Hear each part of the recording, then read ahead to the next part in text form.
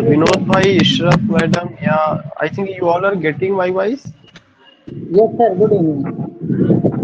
Yeah, good evening. Yeah, good evening.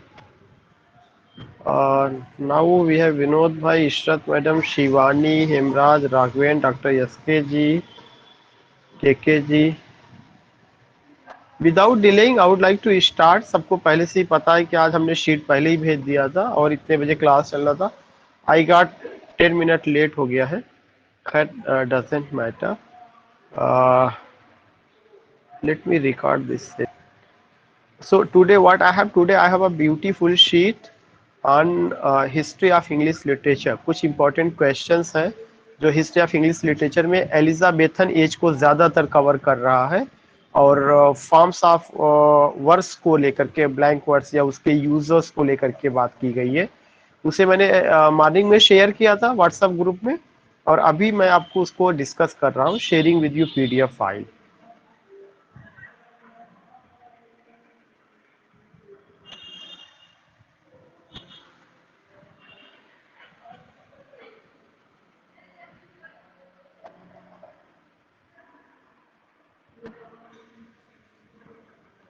I think it's visible. Is it visible? Yes, sir. Yeah. Now you find what? Now you find कि test 2 history of English literature maximum mm 100 duration 60 minutes ये सब formalities है। Question number 1 में direct आते हैं कि विच of the following is not true. उसी pattern पे है जो पहले वाली शीट डिस्कस की गई है। इनमें से कौन सा एक ट्रू नहीं है। सर पहला जो ये पॉइंट है, विजिबल नहीं इशरत मैडम आपको विजिबल नहीं है तो आप उसको स्क्रीन को अपने टच करिए, वो विजिबल हो जाएगा। दिस साइड दैट साइड उसको थोड़ा सा स्क्रीन को घुमाइए, बाकी सबको विजिबल है। Problem is from your side not mine.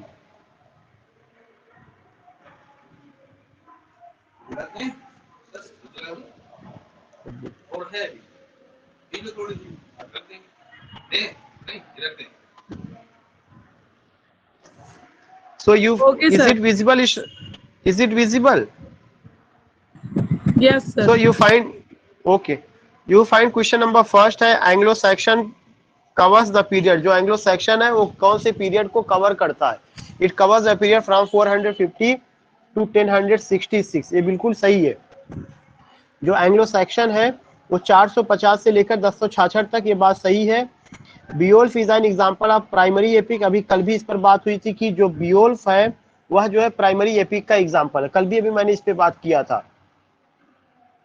दूसरा एक इंपॉर्टेंट पॉइंट है कि जो पहला पॉइंट आ रहा है कि एंग्लो सेक्शन, ये जो एंग्लो सेक्शन है ये इंग्लिश लिटरेचर का पहला पीरियड है और पहला पीरियड ये एंग्लो सेक्शन 2 ट्राइब्स के नाम पे रखा गया था। और ये दोनों ट्राइब्स जो है एंग्लो तो ब्रिटिश ट्राइब थे, सेक्शन जो है बाहर से आए हुए थे, स्कैंडिनेविया जर्मनी का था। तो इसमें आप देखते हैं कि वो जो पॉइंट रहा है जिसको हम ओल्ड इंग्लिश पीरियड भी कहते हैं, एंग्लो सेक्शन को ओल्ड इंग्लिश पीरियड भी कहा जाता है। उसका जो टाइमिंग है 450 से 1066 तक। और हुआ क्या था कि 1066 में नार्मन वार हुआ था। नार्मन एक युद्ध था और यह नार्मन वार किसके बीच में, मैं यहाँ उल्लेख कर दे रहा हूँ कि 1066 में क्या हुआ, नार्मन वॉर।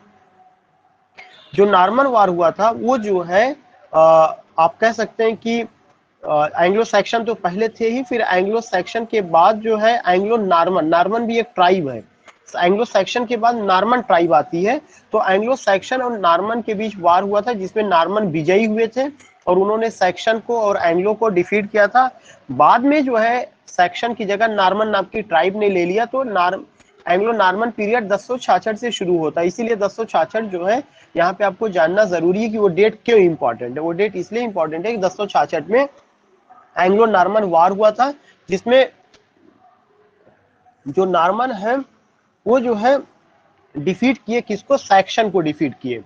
और ये जो है इंग्लिश लिटरेचर का कौन सा पीरियड था, ये इंग्लिश लिटरेचर का पहला पीरियड है और इसको हम ओल्ड इंग्लिश पीरियड के भी नाम से जानते हैं।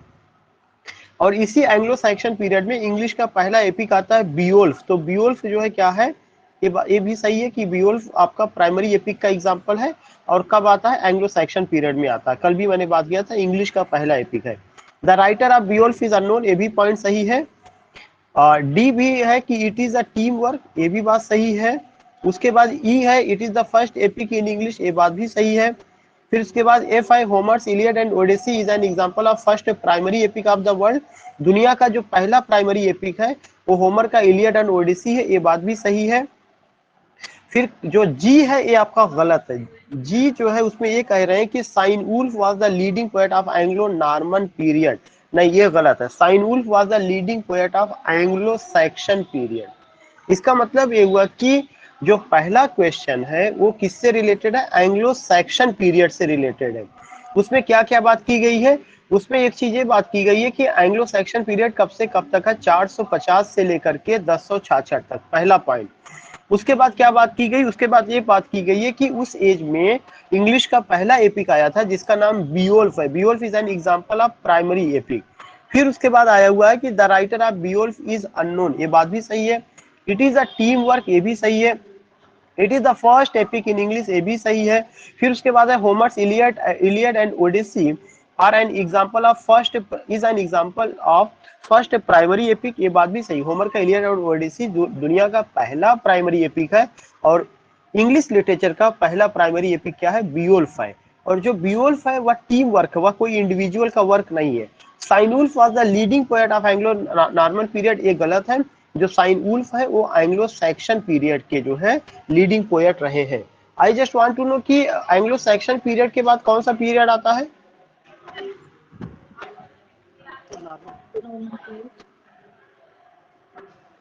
जी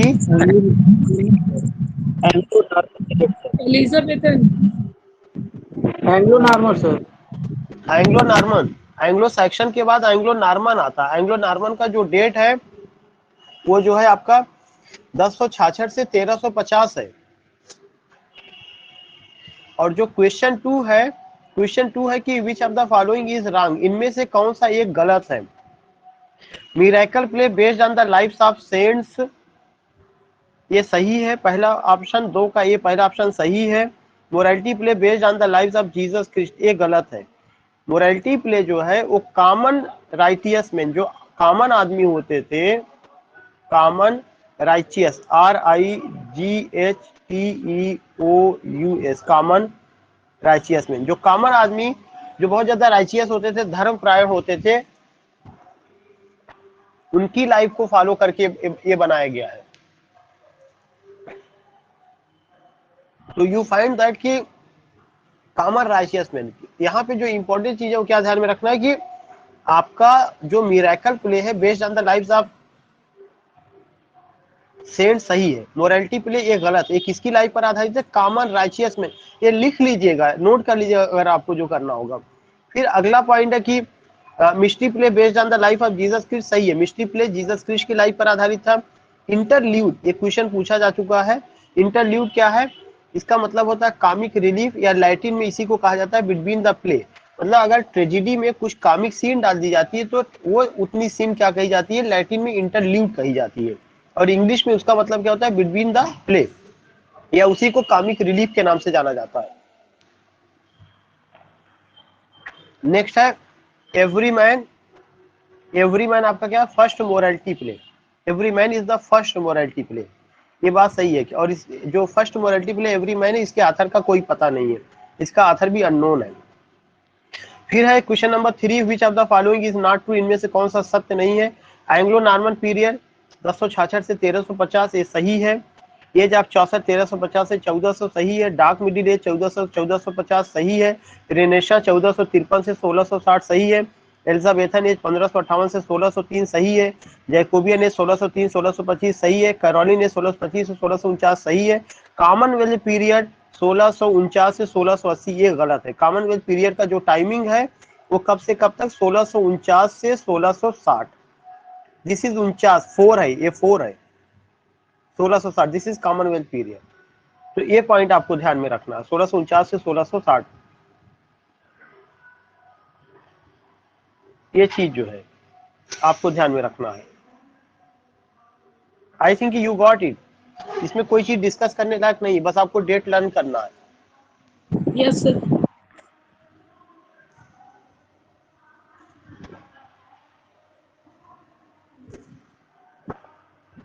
उसके बाद है क्वेश्चन नंबर 4 है,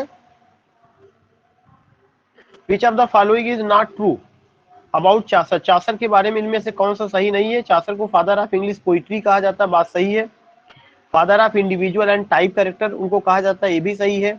he introduced heroic couplet for the first time in legend of good women. एक क्वेश्चन पूछा जा चुका है कि किन्होंने हीरोइक कपलेट का प्रयोग सबसे पहली बार किया और किसमें किया। उन्होंने हीरोइक कपलेट का प्रयोग सबसे पहली बार अपनी किताब लीजेंड ऑफ गुड वुमेन में किया, ये बात सही है। Prologue to Canterbury Tales is his masterpiece, ये भी सही है। He is known as morning star of reformation, ये गलत है। उनको मॉर्निंग स्टार ऑफ रिनेशा कहा जाता है, RENAISSANCE। उनको मॉर्निंग स्टार ऑफ रिनेशा कहा जाता है।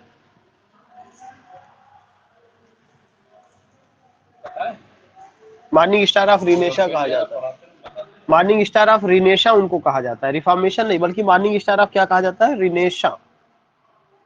ये पॉइंट नोट कर लीजिएगा। फिर है कि ही रोट इन 3 लैंग्वेजेस, ये बात सही है। He is the first story teller in English literature, ये भी बात सही है। बाकी सब सही है, ये चीजें क्लियर कर ली। दीज आर द पॉइंट्स, ये आप ना समझे this is only a question. सबसे इंपॉर्टेंट चीज ये है कि उसके अंदर जितने इंफॉर्मेशन दिए जा रहे हैं वो इंफॉर्मेशन आपको नोट करना, वो बहुत जरूरी है, सबको समझ में आना चाहिए। क्वेश्चन नंबर 5 है, what is not true about heroic couplet. Heroic couplet के बारे में क्या सही नहीं है। It was introduced by Chaucer, Chaucer ने इसको इंट्रोड्यूस किया। It was made popular by Dryden, ये भी बात सही है। It was perfected by Alexander Pope, ये भी सही है।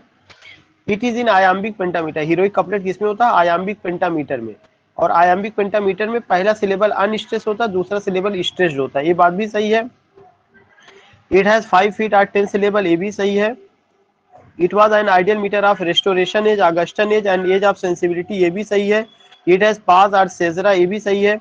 It has 2 types, close and run on, ये भी बात सही कि उसका 2 टाइप होता है, क्लोज और run on. It is unrhymed words form, ये गलत है। हीरोइक कपलेट अनराइम्ड नहीं होता, हीरोइक कपलेट राइम्ड होता है, ब्लैंक वर्ड्स अनराइम्ड होता है। ये 2-3 पॉइंट है जो आपको ध्यान में रखना, ब्लैंक वर्ड्स अनराइम्ड होता है और हीरोइक कपलेट राइम्ड होता है। ये क्वेश्चन समझ में आ गया, कोई ऐसा नहीं कोई पॉइंट ना समझ में आया इसमें। जल्दी रिस्पॉन्ड करिए आप लोग, जो इसमें देर ना लगाइए। क्लियर है सर। ठीक है, ठीक है।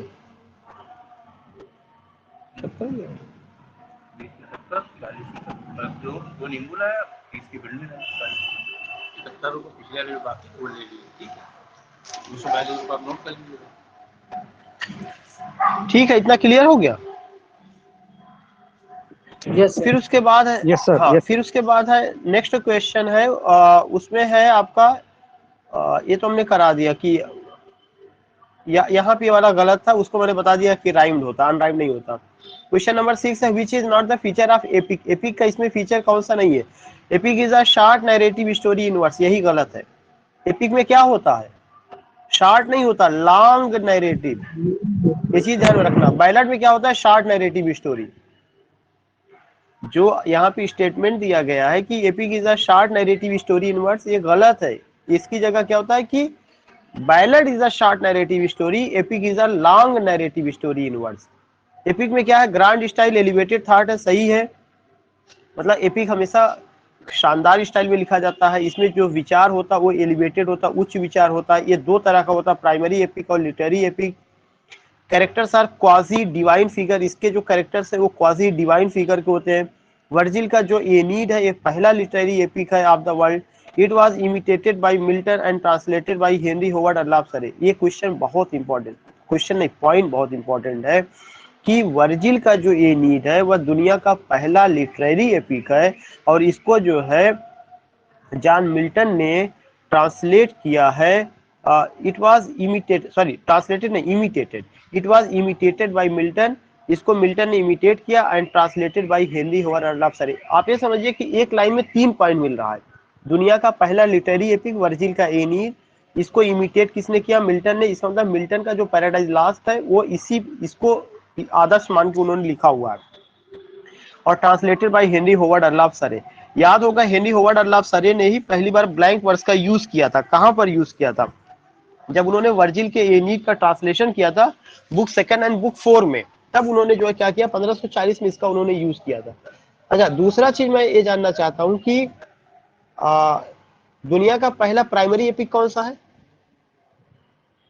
Which is the first primary epic of the world? Literary epic तो आपने बता दिया, प्राइमरी एपिक कौन सा है? सर बियोल। ओ माय गॉड, मैं दुनिया की बात मैं कर रहा हूँ, मैं इंग्लिश की बात नहीं कर रहा हूँ। अभी अभी अभी आया था, पिछली सी पे मैंने बताया था कि होमर का इलियड एंड ओडिसी। आप लोग पता नहीं कहाँ दिमाग लगाते हैं, मुझे कभी कभार मुझे बहुत इरिटेट मैं हो जाता हूँ आप लोगों का, वही नहीं, कंसंट्रेट ही नहीं हो पा रहे हैं।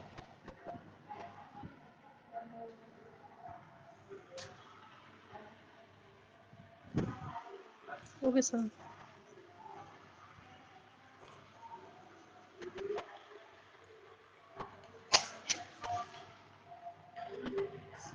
आप लोग सही से रिस्पॉन्ड किया करिए, नहीं तो एक लोगों को भी मैं क्लास में अलाउ नहीं करूंगा। बिल्कुल आप लोग पढ़ते नहीं है ना, वो समझ आता है। अभी रिकॉर्ड हो रहा है, नहीं तो अभी हम आप लोगों को बता देंगे। उसके बाद जो है इसमें आ रहा है कि Virgil's Aeneid is the first literary epic of the world, it was imitated by Milton and translated by Henry Howard earl of Surrey. ये बात सही है बिल्कुल, हेनरी होवर्ड अर्लाप सरे। तो यहाँ पे एक चीज मैंने आपको बताया था कि जो बियोल्फ है वह इंग्लिश का जो है पहला जो है प्राइमरी एपिक है। दुनिया का पहला प्राइमरी एपिक होमर का इलियड एंड ओडिसी है। दुनिया का पहला लिटरेरी एपिक वर्जिल का एनीड है, जिसको किसने इमिटेट किया था इंग्लिश में? जॉन मिल्टन ने इमिटेट किया था। और उसको ट्रांसलेट किसने किया था? हेनरी होवर्ड अर्लाप सरे। यही इतना बारीकी चीज आपको समझना है, नहीं तो आप क्या करेंगे, कंफ्यूज हो जाएंगे, फिर गलत का वो करके आएंगे, फिर आउट ऑफ मेरिट हो जाएंगे। और बिल्कुल कंसेंट्रेट होकर के सुनिए, कंसेंट्रेट होकर के जवाब दीजिए। विच of the following is mismatched? इसमें 7 का ए में एडमंड स्पेंसर का एमोरिटी बिल्कुल सही है। ये कलेक्शन ऑफ सोनेट है प्लस उसके आथर का, एक कल भी मैंने डिस्कस किया था।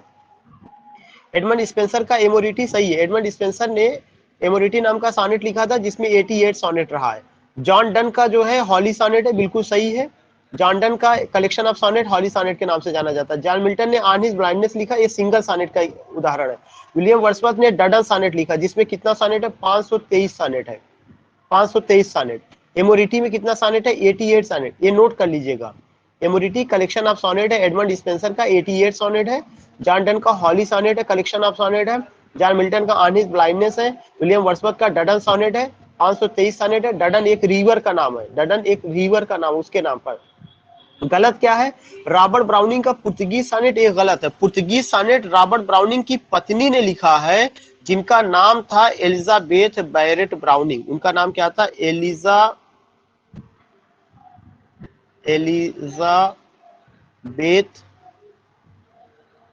Barrett Browning. Elizabeth Barrett Browning उनकी उनकी उनकी वाइफ का। ये चीजें हैं, तो ये चीजें जो है हमें ध्यान में रखना। Elizabeth Barrett browning.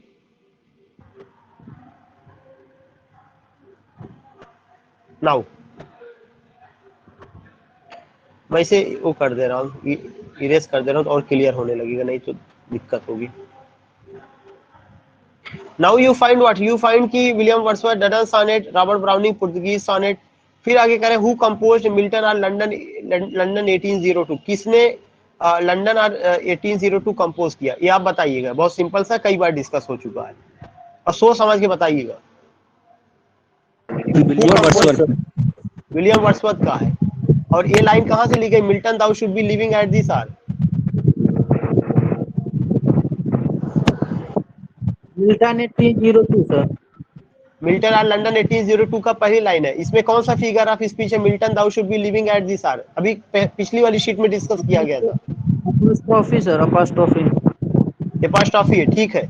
जो देखिए, और इसमें और भी नाम मैं बता दूं, मैथ्यू अर्नाल्ड ने जो सोनेट लिखा उसका नाम है आन शेक्सपियर। मैथ्यू अर्नाल्ड, इसमें ऑप्शन में आ रहा है मैथ्यू अर्नाल्ड, उन्होंने जो सोनेट लिखा उसका नाम है आन शेक्सपियर।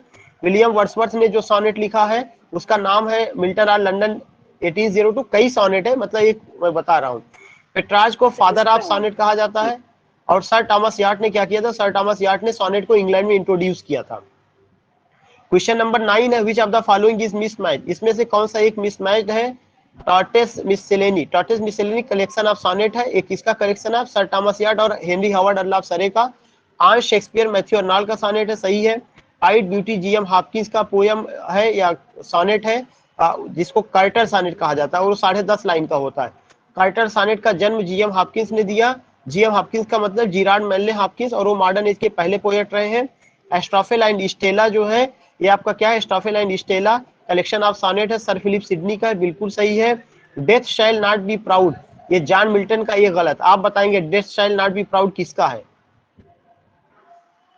अभी कल पिछली वाली सीट में डिस्कस किया गया था।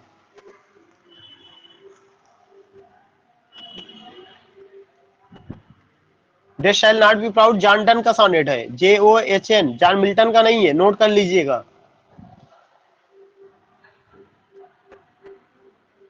आप लोगों को जिस लेवल पे पढ़ाई करनी चाहिए कर नहीं रहे, नहीं समझ रहे कि नौकरी की बात है पूरा, कोई वहां BA नहीं करने जा रहे हैं, डिप्लोमा डिग्री नहीं लेने की यहाँ पे हुआ है। ज्यादा बोलेंगे आप लोग कहेंगे हमें जो है वो कर रहे हैं। ये सब चीजें रटाव होना चाहिए, पिछली सीट पे सारी डिस्कस की, फटाफट आना चाहिए, इसका मतलब समय नहीं दे रहे आप लोग। क्वेश्चन नंबर 10 है कि व्हाट इज कर्टा सॉनेट, इसको पता है कर्टा सॉनेट में क्या आएगा? 10.5 लाइन सर। हाँ 10.5 लाइन, बिल्कुल एक्टिव रही है, 10.5 लाइन। 10.5 होती। हाँ 10.5 लाइन का sonnet. Which of the following is incorrect, इनमें से कौन सा एक इनकरेक्ट है? Edmund Spenser is known as poet's poet, Edmund Spenser को कवियों का कवि कहा जाता है, बिल्कुल सही है। The title was given by Charles Lamb, बिल्कुल सही है। Edmund Spenser was introduced into the court of Queen Elizabeth by sir Philip Sidney, ये भी सही है। एडमंड स्पेंसर को एलिजाबेथ के कोर्ट में किसने इंट्रोड्यूस किया था? सर फिलिप सिडनी ने, ये भी सही है। Spencer wrote an LG, Spencer ने एक एलजी लिखा जिसका नाम एस्ट्रोफेल है। यह एलजी किसकी डेथ पर है? सिडनी की डेथ पर है, ये भी सही है। He wrote Amoretti collection of 90 sonnets, ये गलत है। अभी मैंने आपको बताया था एमोरिटी में कितना सोनेट था? 88 सर, 88 सर। 88 सोनेट। तो इसका मतलब क्या हो जाएगा, इसमें जो सोनेट का संख्या 88 रही है। उसके बाद Amoretti is a dedicated to his beloved Elizabeth Boyle, ये भी बात सही है। इसका मतलब जो गलत है वो सही कर दिया गया। तो इस तरह से क्वेश्चन नंबर 11 आपका केवल एडमंड स्पेंसर पे, लेकिन ऐसा क्वेश्चन है जो TGT, PGT, LT, if you are preparing for any competitive examination, वो हर चीज को कवर करता है। क्वेश्चन नंबर 12 है व्हाट इज इक्वलाग, इक्वलाग क्या है? सॉरी, एक जो है option Epithalamion and Prothalamion are marriage song compose by Spenser, ये भी सही है। एपिथैलेमियन और प्रोथैलेमियन या स्पेंसर का सॉन्ग है जो मैरिज सॉन्ग है, ये बात सही है। व्हाट इज इक्वलाग, इक्वलाग क्या है? Division of sonnet, division of lyric, division of sonnet है या डिवीजन ऑफ लिरिक है, डिवीजन ऑफ ड्रामेटिक मोनोलॉग है, डिवीजन ऑफ पेस्टोरल पोएम्स है। इक्वलाग ये पूछा जा चुका है। पेस्टोरल यस 12 का D, good. Division of pastoral, poem. रजेंज इज वेरी एक्टिव, या पेस्टोरल पोएम्स का डिवीजन है। क्वेश्चन नंबर जी 13 जी। है which of the following is incorrect, इनमें से कौन सा एक इनकरेक्ट है? Spenserian stanza is a 9 line stanza, बिल्कुल सही। स्पेंसरियन स्टैंजा 9 लाइन स्टैंजा होता है। First 8 lines are in iambic pentameter and 9 in hexameter, शुरू का जो 8 लाइन होता है वो आयाम्बिक पेंटामीटर में होता है, और जो लास्ट वाली लाइन होती है वो हेक्सामीटर में। आयाम्बिक पेंटामीटर का मतलब होता है 5 फीट और 10 सिलेबल। अगर स्पेंसरियन स्टैंजा 9 लाइन में है तो पहली से लेकर 8वीं लाइन तक आयाम्बिक पेंटामीटर में होगा, जो 9वीं लाइन है वो किस में होगा? आयाम्बिक हेक्सामीटर में होगा। इसका जो राइम स्कीम है AB BC BCC, सही है। उसके बाद Spenserian stanza is an imitation of Ariosto's ottava rima, ये भी सही है। Hymen is god of marriage, देखिए ये चीज मैं फिर से बता दूं, ये जो स्पेंसरियन स्टैंजा है वह एरियोस्टोस का अटवा राइमा का इमिटेशन। अटवा राइमा में 8 लाइन होती है, इसका मतलब कि स्पेंसर ने जो 8 लाइन उन्होंने ली है वो वहां से ली, 9वीं लाइन में उन्होंने खुद अपने आप से जोड़ा हुआ है। तो ये बात भी सही है। Hymen is god of marriage and Cupid is god of friendship, ये गलत है। इसमें से एक चीज सही है, हाइमन जो है गॉड ऑफ मैरिज है, बिल्कुल सही है, लेकिन जो क्यूपिड है वो गॉड ऑफ लव है। क्यूपिड जो है गॉड ऑफ लव है, जिनको अपने यहाँ कामदेव कहा जाता है, गॉड ऑफ लव। उसके बाद है हुम Ben Jonson said he died want of bread, ये क्वेश्चन पूछा जा चुका है। बेन जॉनसन ने किसको कहा कि वह जो है रोटी के अभाव में मर गए? ये बात उन्होंने जो है एडमंड स्पेंसर के बारे में कहा। ये इसका आंसर मैं शायद लिख नहीं पाया हूँ, आप ये नोट कर लीजिएगा, यहाँ ऑप्शन दे नहीं पाया हूँ। ये बात उन्होंने जो है बेन जॉनसन ने किसके बारे में कही है? एडमंड स्पेंसर के बारे में कही है। मैं इसको इरेज करके यहाँ लिख भी दे रहा हूँ।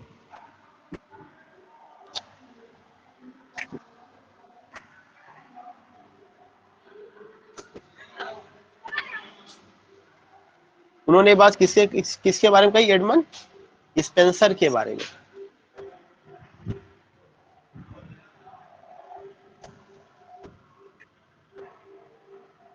He died want of bread, वो रोटी के अभाव में मर गए। उनका जो लास्ट टाइम था एडमंड स्पेंसर का काफी बुरा गुजरा था, इस वजह से उन्होंने ये बात कही हुई है।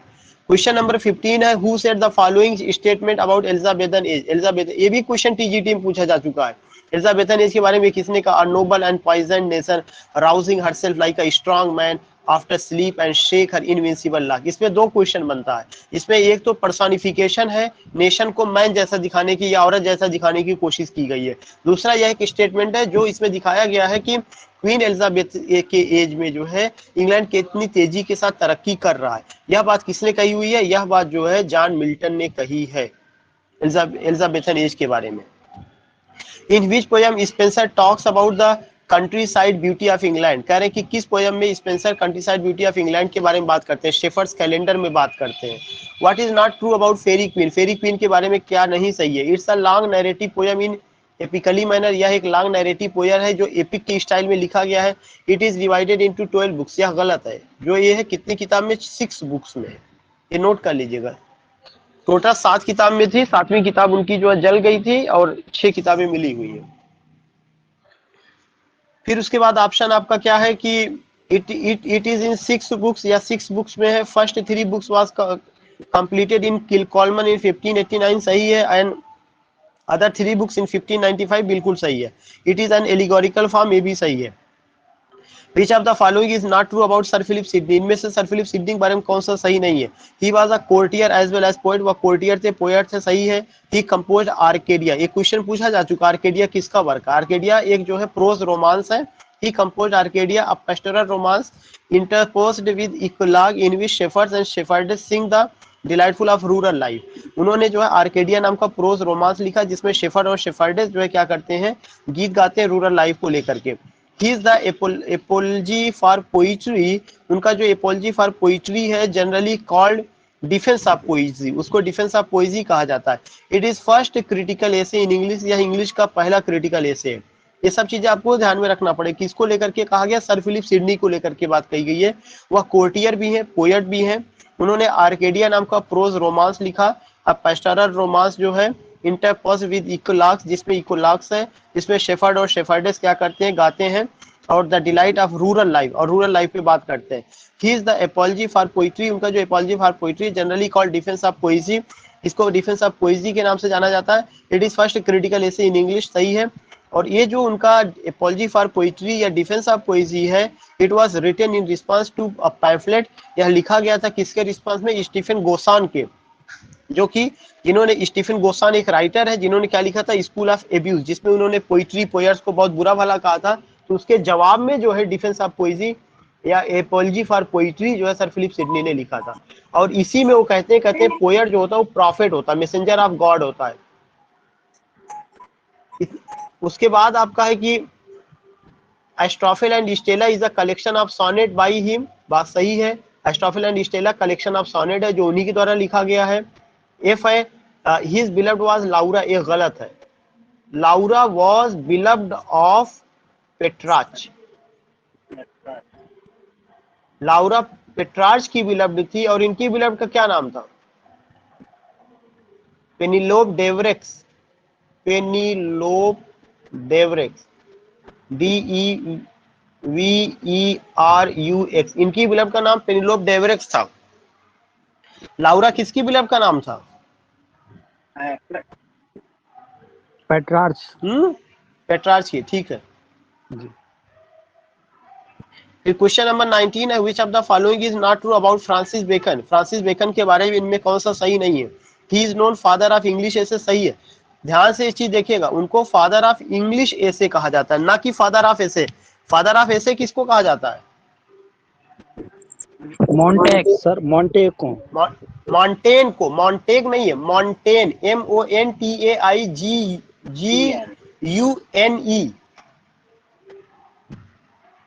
तो वो जो है क्या है कि he is known as father of English essay, वो फादर ऑफ इंग्लिश एसे हैं। और फादर ऑफ एसे मॉन्टेन है। जो बेकन है वो कैसा एसे लिखते थे, फॉर्मल की इनफॉर्मल, फॉर्मल सर, फॉर्मल एसे लिखते थे। फॉर्मल एसे को और क्या नाम से जाना जाता है, आर्टिकल। सर आर्टिकल के नाम से जाना जाता है। Bacon was influence by French essayist, Bacon जो है फ्रेंच एसेइस्ट मॉन्टेन से प्रभावित थे, फादर ऑफ एसे। देखिए इसमें ये बात बताई गई कि बेकन किससे प्रभावित थे, फ्रेंच एसेइस्ट मॉन्टेन से प्रभावित थे, जिनको फादर ऑफ एसे कहा जाता है। सही है। He called his essays dispersed meditation, उन्होंने अपने एसेज को डिस्पर्स मेडिटेशन का। डिस्पर्स मेडिटेशन का मतलब कि ऐसे विचार जो यहाँ वहां बिखरे हुए हैं। डिस्पर्स का मतलब होता है बिखरना, स्कैटर्ड, मेडिटेशन मतलब आइडियाज यहाँ से है। He was a formal essays, सही है। ही रोड 58 एसेज, उन्होंने 58 एसेज लिखा, विच पब्लिश इन 1557 1612 1625, जो 1557 1612 1625 में पब्लिश हुआ, सही है। हिज रिमार्केबल वर्क्स आर, उनका जो इंपॉर्टेंट वर्क्स है उसका नाम है एडवांसमेंट ऑफ लर्निंग, नोआ मार्गेनम, न्यू एटलांटिस। ये आपको ध्यान में रखना पड़ेगा। उनका जो रिमार्केबल वर्क है वो एडवांसमेंट ऑफ लर्निंग है, नोआ मार्गेनम है, द न्यू एटलांटिस है। उन्होंने टोटल 58 एसेज लिखे जो 1597 1612 1625 में पब्लिश हुआ है। He wrote in aphoristic style, वो एफोरिस्टिक स्टाइल में लिखते हैं, यूज लैटिन कोटेशन का उन्होंने यूज किया हुआ है। Practical wisdom is another characteristic of his essay, बिल्कुल सही है। He wrote about his relatives in his essays, उन्होंने अपने एसेज में अपने रिलेटिव्स के बारे में लिखा, यही बात गलत है। अपने रिलेटिव्स के बारे में चार्ल्स लैम्ब ने लिखा है, और जब वो अपने रिलेटिव्स या अपने बारे में लिखते तो ये पर्सनल एसेज कहे जाते या इनफॉर्मल एसेज। लेकिन इन्होंने क्या किया, एक ऐसे टॉपिक को लिया है जो अपने बारे में नहीं है बल्कि समाज में एक मैसेज देने के लिए उन्होंने लिखा है, जो कि प्रैक्टिकल विजडम जिसमें है, जैसे आप स्टडीज ऑल दीस थिंग को लेकर के आप बात कर सकते हैं। तो ये चीज गलत है कि उन्होंने अपने रिलेटिव्स के बारे में लिखा। रिलेटिव्स के बारे में जिस एसेइस्ट ने लिखा है उसका नाम क्या है, उसका नाम है चार्ल्स लैम्ब। आपको याद होगा ड्रीम चिल्ड्रन उनका ऐसे। नेक्स्ट क्वेश्चन है, who called Bacon the wiser, the brightest and the meanest of mankind. ये चीज पूछी जा चुकी है, अलेक्जेंडर पोप ने बात कहा है। अलेक्जेंडर पोप ने फ्रांसिस बेकन को the wiser, the brightest and the meanest of mankind का। क्वेश्चन नंबर 21 है, a short pithy and indirect way of saying. अभी मैंने इसको बताया था, a short pithy and indirect way of saying is known as epigram. Epigram का definition यही है कि a short pithy and indirect way of saying, revenge is a kind of wild justice has been taken from, of revenge से लिया गया। Revenge एक तरह का जो है बदला जंगली न्याय के समान है, या ऑफ रिवेंज से लिया गया है। What is not true about Ben Jonson, Ben Jonson के बारे में क्या नहीं सही है। He was the first laureate poet, बिल्कुल सही है। बेन जॉनसन पहले लाउरिएट पोएट है, बिल्कुल सही है। पहले ऑफिशियल पोएट कौन थे, अगर बेन जॉनसन पहले लाउरिएट पोएट थे तो पहले official poet Brydon sir. John Dryden, ठीक है, जॉन ड्राइडन, ठीक है, good.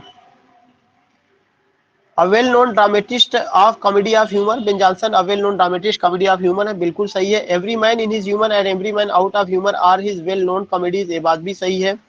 His drama The Poetaster is the result of the quarrel from his contemporaries, ये भी सही है। The comedy Cynthia's Rebel satirizes the humor of society। इस question में मुझे थोड़ा सा डाउट है, यही गलत होगा द कॉमेडी ऑफ, लेकिन ये मुझे देखना पड़ेगा। उसके बाद Sejanus and Catiline are the two famous Roman tragedies of Ben Jonson, ये बात भी सही है। Volpone or the Fox, the Alchemist and Epicoene or the Silent Woman are the famous comedies of Ben Jonson, ये बात भी सही है। इस क्वेश्चन में थोड़ा सा डाउट है उस चीज को लेकर के, जितने इन्फॉर्मेशन वो सही है उसको थोड़ा सा क्लियर करना पड़ेगा क्या है इसमें। क्वेश्चन नंबर 24 भी पूछा जा चुका है, the authorised version of the Bible came 1611 में। Authorised version of the Bible, Bible का वह रूप है जब राजा ने एक कमेटी बनाई और आदेश दिया कि अब बाइबल का ट्रांसलेशन जो है एक पूरी कमेटी करेगी और फ्री में लोगों को बांटा जाएगा। पहले बाइबल का ट्रांसलेशन अगर कोई करता था तो उसको मृत्यु दंड दे दिया जाता था, के हवाले कर दिया जाता था। ये बात जॉन वाइकली के समय में आप देख चुके हैं। लेकिन राजा ने एक कमेटी बनाई और एक काम 1611 से शुरू हो गया। Who called himself son of Ben, किसने अपने आप को सन ऑफ बेन कहा, कैवालियर पोएट्स ने अपने आप को सन ऑफ बेन कहा है। So in this way I have done, थोड़ा मैंने जल्दी में किया है, लेकिन जो है आपको मैंने पूरा का पूरा एक्सप्लेन कर दिया, कहीं कोई डाउट नहीं है। ये आपके ऊपर डिपेंड करता है कि आप उसको कितनी बार देखते हैं और कितनी बार कर पाते हैं। और इसलिए जो है क्या करना है कि आपको, अब मैंने रिकॉर्डिंग